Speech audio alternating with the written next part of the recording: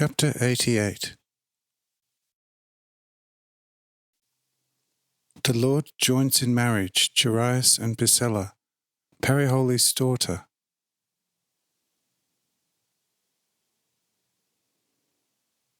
When Jairus had finished this glowing speech, Abidan promptly seized him and, drawing him to his holy bosom, blessed him and said, "My beloved Jairus, you have truly and well rendered in accordance with my will what I demanded of you. Because you were, and still are, through and through aglow with the love for me, and only out of me for all your fathers, brothers, children, mothers, wives, and daughters. But in your spirit you are not yet mature enough to remain in this ardour permanently. For behold, because I am now walking among you, all of you are, where your spirit is concerned, merely prematurely ripe fruits on the tree of life, needing a great after-maturing.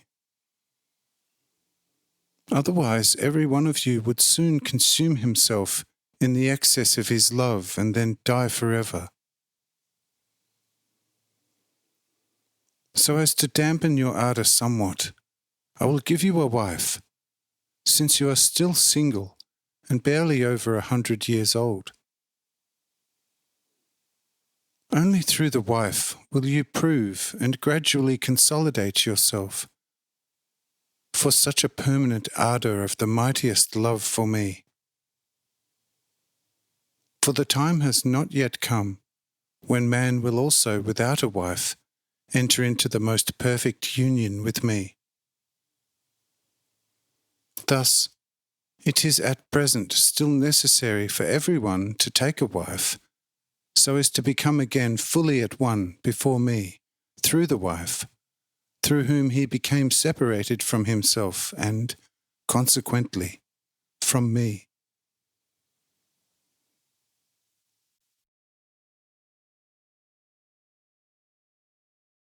For, just as Eve went forth from Adam, every man's wife must again become fully at one with him, and he become at one in himself through the reunion with the wife.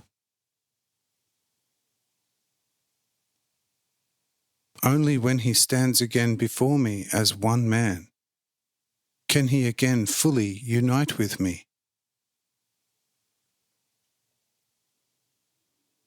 But while he is still split, he is not permanently capable of the highest love out of, and again for, me. Your wisdom has already taught you that without an opposite nothing is possible. Behold, this is right.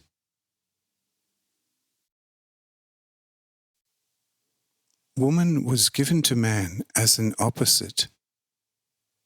Therefore, unless a man becomes at one with his opposite beforehand, he cannot become in himself an opposite to me.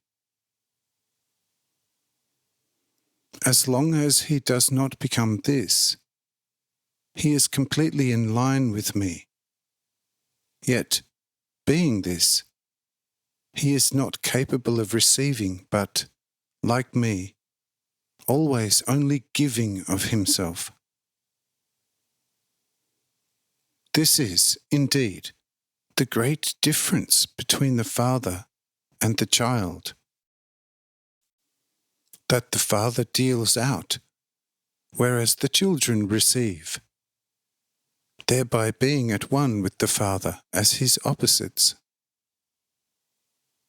However, if the children should not want to accept anything, placing themselves in line with the father in order to deal out, like him, tell me, who will then be the receiving opposite? If this is lacking, what will become of the children as time goes by?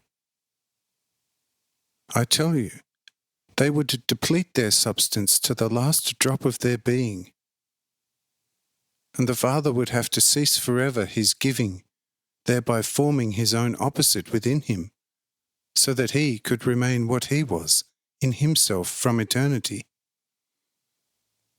An eternal, mighty God, completely sufficient unto himself.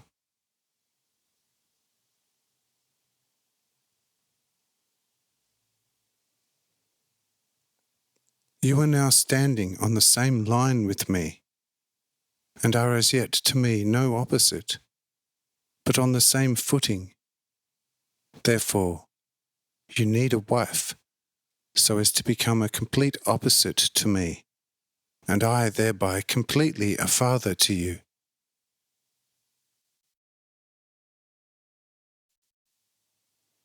You are now asking in your heart, where, then, is the wife I am supposed to take? Behold, she is already here. Her name is Priscilla, and the poor Pariholi is her father. Behold, this is the one I have destined to be your wife. And you, Priscilla, come closer to me, and do not fear the man whom I shall now give to you. For he will carry you on his hands, and his heart will be your permanent dwelling place, and as you will be one with him, you will also be one with me, in him and through him. Amen. With these words, Abaddon bent down to Priscilla and, taking her onto his left arm, pressed her to his heart, blessed her, and then said to her,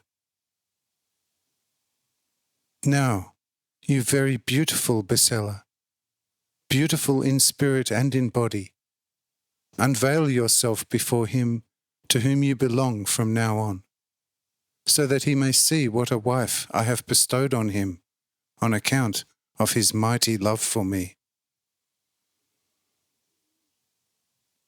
And the barely 30-year-old Priscilla pushed aside her somewhat darkish blonde hair, and Joyous' eyes beheld something of such beauty as to make him cry out,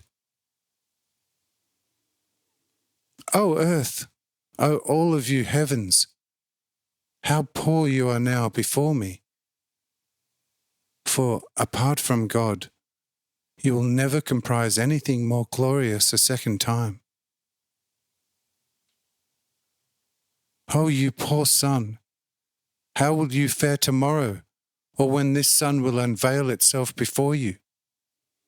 No, no, you dear, Holy Father, I am surely not worthy of such a gift.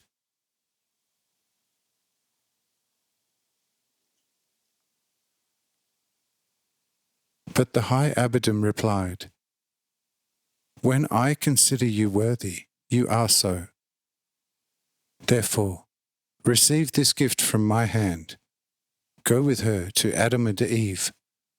Receive their blessing, and then also that of your father Jared, as well as that of Priscilla's father. And then come back to me, so that I may ordain you in spirit, as a prophet of the stars of all the heavens. Amen.